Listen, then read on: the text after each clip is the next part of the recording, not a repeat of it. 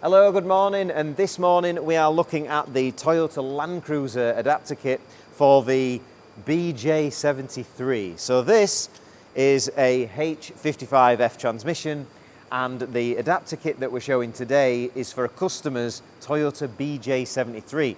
Now, this transmission, this H55F, is connected to the back of a 3B, which I believe is a 4-cylinder Toyota engine, and it is installed in the following models: BJ42, HJ60, HJ62, BJ70, BJ71, BJ74, BJ73, HZJ75 and a HJ75. So they are the vehicles, or Land Cruisers, Toyotas, that these gearboxes are fitted into. So let's have a look at the gearbox first. I'll show you the little mods that we have to do to it to prepare it for our adapter kit, but have a general look at it so you know that if this is the right one for your vehicle. Give them a bit of a close-up of the bell housing so they can have a look at that. It's a 10-spline shaft. So what we've had to do to the gearbox to prepare it, two things. So the pivot arm, the pivot ball first, in here, look. In the kit we supply a spacer that goes under this, and it's basically just like a thick washer, just sits under there, under the pivot spacer. And then the other thing that we supply is a bearing to go on here. So if you look at this, this is the original Toyota Carrier, and you press off the old bearing and press on the bearing that we supply, because this suits our clutch cover. Apart from that, that's the only prep work your gearbox needs. So this gearbox came with the original slave cylinder, so you can have a little look at that. There's a 55 on the side of it, and that slave cylinder I've measured at 20.5mm internal, and that works absolutely fine. The hydraulics will display in a minute. Quick look at the adapter kit itself. So in the adapter kit you get a transmission adapter plate which has been CNC'd. It's doweled both sides, so it's doweled to the OM606 engine and it's doweled to the H55F gearbox. Got the fixings for around the edge, so these short countersinks go into the actual plate itself. It's got two different patterns for a front or a rear sump. The longer ones are for the starter.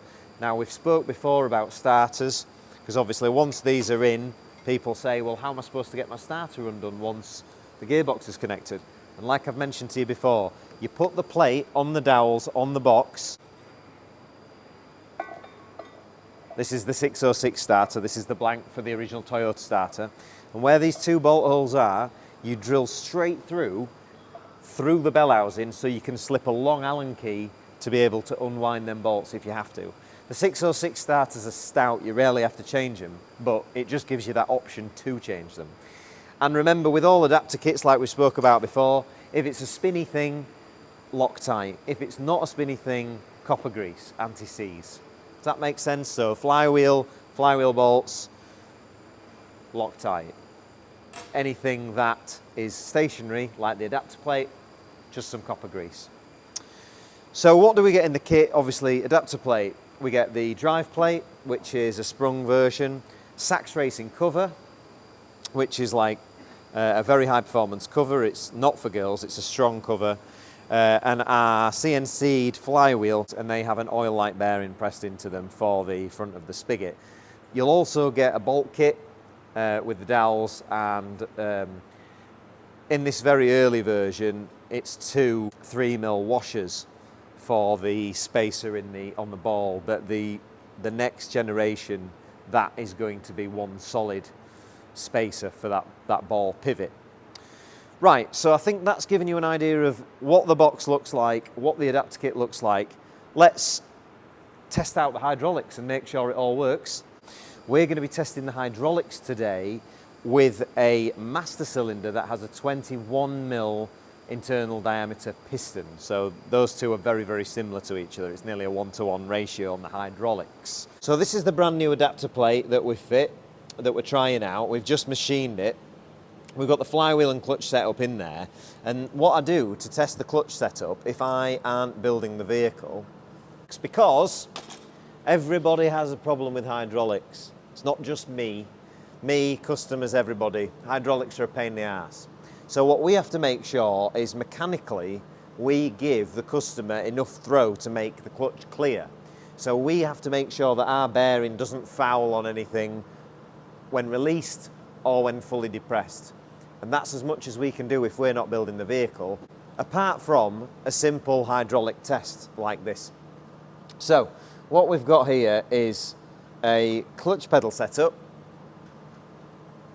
and it's been connected to there. I've already bled this system.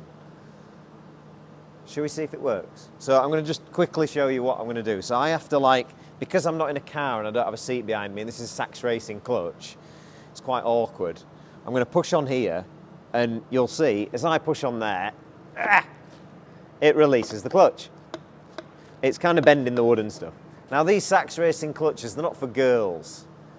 So don't get one of these for your wife. You know, a clutch that holds 600 horsepower isn't soft on the pedal. They're built by Sachs Racing in Germany, which are very good. What we're going to do now is we're going to test that it releases the clutch, because that's very important. So if we shine the torch in there, if you would like to spin the output shaft. There you go. Okay, there. There we go. You can see the clutch spinning. Do you think you could hold the torch at the same time? Quite challenging. I know. No, you've moved it. But... I told you it's too hard. Right, we're going to hold the torch there. Okay. Can you... Right, see it? We can see it there. So now I'm going to press on the clutch. And whilst the assistant is still spinning the output shaft, when I push on the clutch, are we ready? I'm pushing down. 3, 2, 1, I'm down. Has it stopped spinning?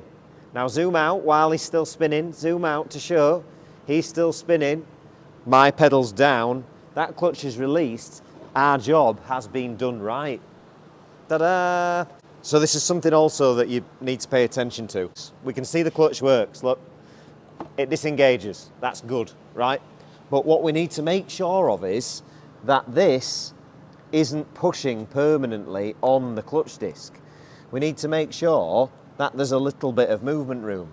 So you've got to be able to make sure that this can push back and give you some play. Because if that cylinder cannot push back, then the bearing will wear out. It'll be permanently pushed up against the clutch cover.